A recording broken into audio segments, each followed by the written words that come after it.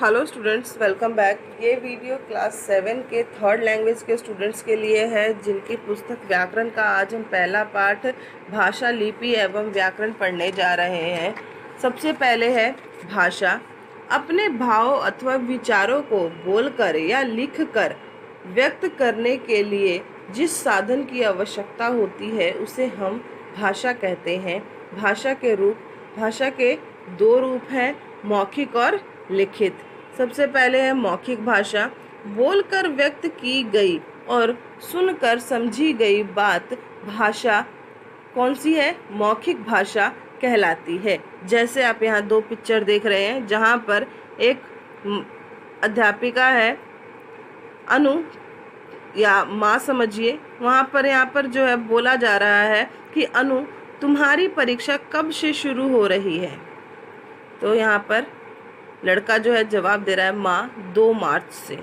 यहाँ माँ बोलकर अपनी बात कह रही है और अनु सुनकर जवाब दे रहा है। यहाँ मौखिक भाषा का प्रयोग हो रहा है। उसके बाद दूसरा लिखित भाषा। लिखकर व्यक्त की गई और पढ़कर समझी गई भाषा कौन सी कहलाती है? लिखित भाषा कहलाती है। जैसे कि यहाँ आप देखिए, आदरणीय नाना जी, सादर प्रणाम। मेरी वार्षिक परीक्षा समाप्त हो चुकी है।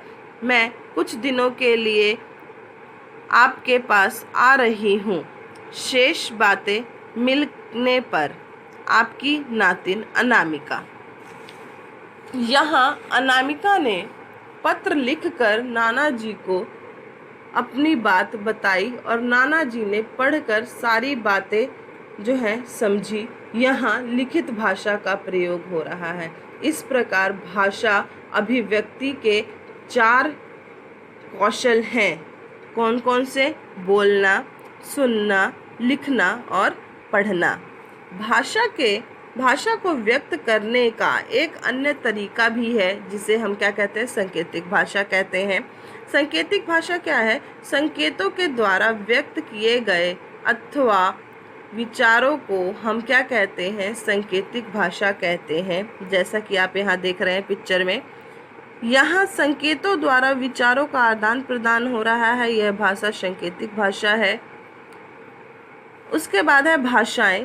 भारत में संविधान द्वारा 22 भाषाओं को मान्यता प्राप्त है। ये भाषाएं हैं हिंदी, संस्कृत, कश्मीरी, बांग्ला, पंजाबी, तमिल, तेलुगु, कन्नड़, गुजराती, असमिया, मणिपुरी, नेपाली, उड़िया, मलयालम, कोंकणी, मराठी, सिंधी, उर्दू, बोडो, संथाली, मैथिली व डोगरी। राजभाषा।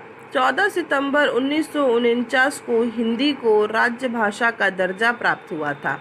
तब से लेकर आज तक इस तिथि को हम प्रत्येक वर्ष हिंदी दिवस के रूप में मनाते हैं।